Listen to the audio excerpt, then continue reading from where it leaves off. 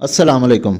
आज की इस वीडियो में हम बात करेंगे डुफास्टन टैबलेट के बारे में। डुफास्टन एक हार्मोनल थेरेपी मेडिसिन है। इसमें एक्टिव इंग्रेडिएंट डाइड्रोजेस्ट्रॉन होता है। डाइड्रोजेस्ट्रॉन जिसको आम अल्फाज में प्रोजेस्ट्रॉन कहते हैं।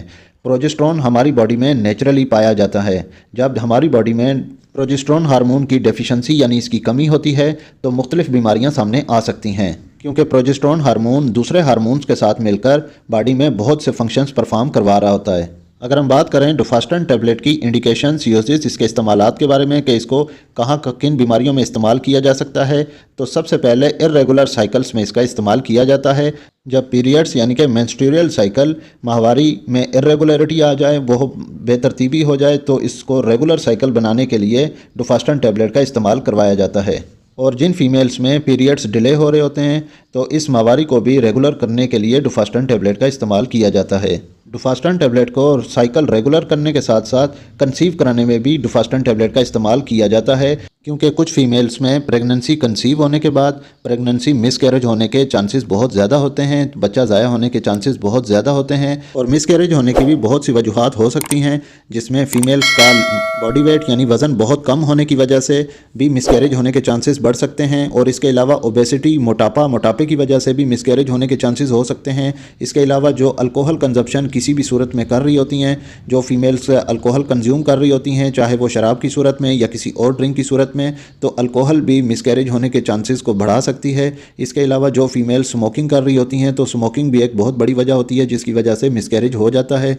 और जो फीमेल्स एनीमिया यानी कि खून की कमी के साथ होती हैं, तो खून की कमी की वजह से भी थ्रेटेंड एबॉर्शंस यानी कि मिसकैरेज, बच्चा ज़ाया होने के चांसेस हो सकते हैं। इसके अलावा अगर अर्ली प्रेगनेंसी में यूटीआई यानी कि यूरिनरी ट्रैक्ट इन्फेक्शन हो, जिसमें पेशाब के रास्ते में इन्फेक्शन हो जाता है, तो यूटीआई की वजह से भी मिसकैरेज, थ्रेटेंड एबॉर्शन हो सकता है। अब मिसकैरेज की वजह कोई भी हो तो थ्रेटेंड एबॉर्शन में डुफास्टन टैबलेट का इस्तेमाल किया जाता है। और डुफास्टन टैबलेट का इस्तेमाल अर्ली मिसकैरेज यानी कि जो पहले प्रीवियस हिस्ट्री हो मिसकैरेज की, जिस तरह पहले 1 बार या 2 बार या 3 बार बच्चा ज़ाया हो गया हो, मिसकैरेज हो गया हो, एबॉर्शन हो गया हो, तो ऐसी सूरत में भी जब प्रेगनेंसी हो तो प्रेगनेंसी के फ़ौरन बाद स्कैन करके डुफास्टन टैबलेट का इस्तेमाल किया जाता है ताकि प्रेगनेंसी ज़ाया ना हो।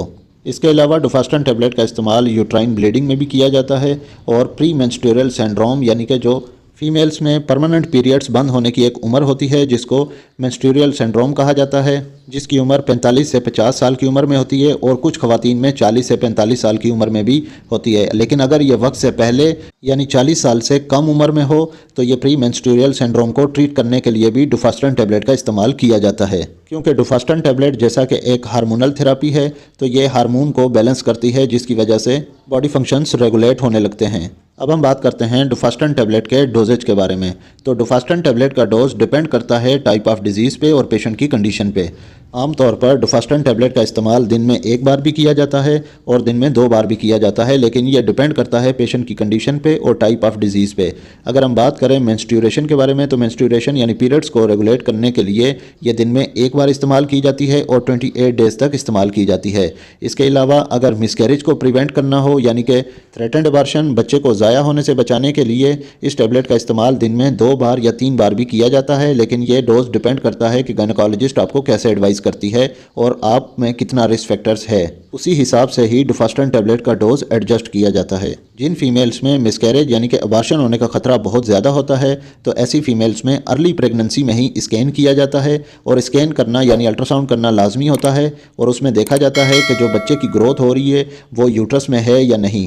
क्योंकि अक्सर औकात कुछ फीमेल्स में एक्टोपिक प्रेगनेंसी हो जाती है, जो कि ट्यूब में ही प्रेगनेंसी होती है। अगर खुदा न खास्ता एक्टोपिक प्रेगनेंसी हो तो यह बहुत ज़्यादा ख़तरनाक होती है। तो इसी सूरत में जैसे ही प्रेगनेंसी हो, कंसीविंग के फ़ौरन बाद डॉक्टर से लाजमी रब्ता करना चाहिए, ताकि डॉक्टर आपका स्कैन करके आपको कंफर्म करे। और उसके बाद अगर ज़रूरत हो तो डुफास्टन टैबलेट रिकमेंड की जाती है। और ये बात भी जहन नशीन कर लें कि डुफास्टन टैबलेट जैसा कि डिफरेंट डिजीज़ यानी कि जैसा कि मैंने इसके इंडिकेशंस बताया कि ये मुख्तलिफ बीमारियों में काम करती है, तो इसका डोज भी डिफरेंट होता है। तो ख़ुद से ही ये मेडिसिन बिल्कुल भी इस्तेमाल नहीं करनी चाहिए, बल्कि गायनेकोलॉजिस्ट से मशवरा लेके फिर ही डुफास्टन टैबलेट का इस्तेमाल करना चाहिए। डुफास्टन टैबलेट को कुछ बीमारियों में इस्तेमाल नहीं किया जाता या कुछ बीमारियों में बहुत एहतियात से इस्तेमाल किया जाता है। जैसा कि कुछ पेशेंट्स कार्डियोवास्कुलर डिजीज़ के साथ यानी दिल की बीमारियों के साथ होते हैं, तो ऐसे पेशेंट्स में डुफास्टन टैबलेट का इस्तेमाल बहुत एहतियात से किया जाता है। इसके अलावा जो पेशेंट्स रीनल इम्पेयर यानी कि गुर्दों की बीमारी के साथ हों, गुर्दे उसके ठीक काम ना कर रहे हों, तो ऐसे पेशेंट्स में भी डुफास्टन टैबलेट का इस्तेमाल नहीं करवाया जाता। इसके अलावा डुफास्टन टैबलेट का इस्तेमाल डायबिटिक पेशेंट्स, एस्थमा और एपिलेप्सी यानी कि मिर्गी के जिन पेशेंट्स को मिर्गी होती है, और इसके अलावा मिग्रेन यानी जिन पेशेंट्स को जिन खवातीन में आधे सर का दर्द होता है, तो ऐसी खवातीन में भी इसका इस्तेमाल बहुत एहतियात से इस्तेमाल करवाया जाता है। अब हम बात करते हैं डुफास्टन टैबलेट के साइड इफ़ेक्ट्स के बारे में। तो डुफास्टन टैबलेट के इस्तेमाल से कुछ पेशेंट्स में नोज़िया, स्किन रैशेज़ हो सकते हैं, हेयर लॉस हो सकते हैं यानी कि बालों का बहुत ज़्यादा झड़ना, बालों का बहुत ज़्यादा गिरना हो सकता है। इसके अलावा कुछ पेशेंट्स में फ्लूइड रिटेंशन यानी कि एडिमा हो सकता है, जिसमें हाथों पाँव पे और टांगों में सूजन आ सकती है। और कुछ पेशेंट्स में एक्नी यानी कि चेहरे पे दाने निकल के आ सकते हैं।